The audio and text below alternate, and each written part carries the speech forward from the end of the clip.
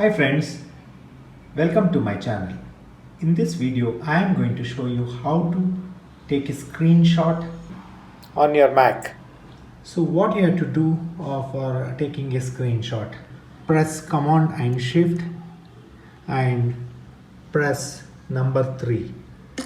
So what happens is a screenshot of the whole screen is taken, you can see here, and it will be saved on your screen.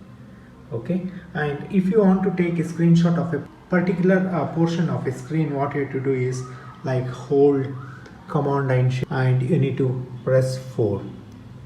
So once you press that, a pointer appears on your screen. So using your mouse you can select like whatever portion of the screen you need to take the screenshot. For example, if you are selecting this, a screenshot has been taken. So this is how you can do the screenshot on your Mac. If you find this video as useful, don't forget to like, comment, share and subscribe the video guys.